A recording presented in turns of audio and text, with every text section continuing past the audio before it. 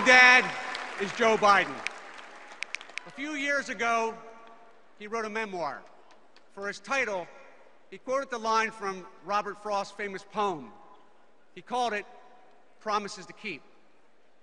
In the last 4 years, you've seen my father partner with President Obama to keep the promises they made and the sacred promises we made. The promises we made to our elderly who have earned a dignified retirement, the promises we make to our children who deserve a chance to succeed, the promises we make that if you play by the rules and work hard, things will work out. One of those promises is to a group of people close to my heart, my brothers and sisters in uniform.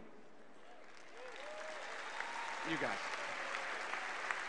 Ladies and gentlemen, the stakes are high for our country. There will be and should be a debate about two very different paths. But there should be no debate about our shared commitment to take care of our veterans. 4 years ago,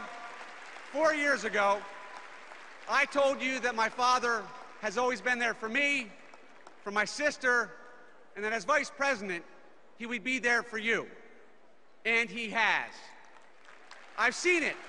I've seen it up close and personal. I've watched him use more than 3 decades of experience, respect, and goodwill on both sides of the aisle to move vital legislation, just like he did with the Violence Against Women Act. I've watched him strengthen relationships with our allies and stare down our adversaries. I've seen him make quiet visits to veterans' hospitals and private phone calls to the families of first responders killed in the line of duty. I've seen him salute the workers in factories that are only open because of the decisions that he and the President had the courage to make. I've seen him shake the hand of every single high school student in a graduating class of 900 because he wants those kids to remember the day they got their diplomas and to do something big with them. For me, the most memorable moment of the past 4 years was not something most Americans saw. In fact, it wasn't even on American soil. It took place in Iraq at Camp Victory, where I was stationed. It was the 4th of July in 2009. My father was there on one of his many trips to the region, as part of his work, I might add, to bring that war to an end. I had the privilege to watch him lead a naturalization ceremony in one of Saddam Hussein's palaces for a couple hundred men and women from all branches of our military. As he led those new Americans through the oath of citizenship, this celebration of democracy in a land of a deposed dictator, I was struck by the strength and diversity of our country.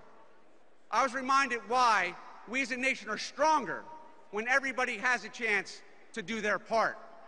And I was reminded of everything President Obama and my father have done to guarantee that chance.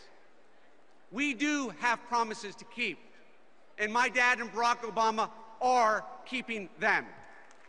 And yes, we have miles to go before we sleep, but Barack Obama and Joe Biden are leading the way forward.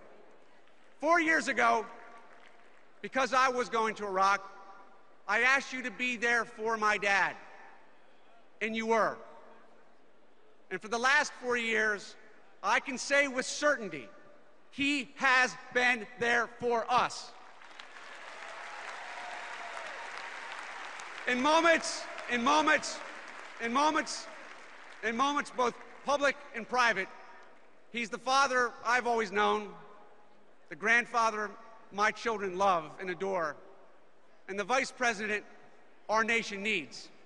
So tonight, Mr. Chairman, it's my great honor to place into nomination for the office of Vice President of the United States, my father, my hero, Joe Biden. I move to suspend the rules and nominate by acclamation Joe Biden as the Democratic vice presidential candidate.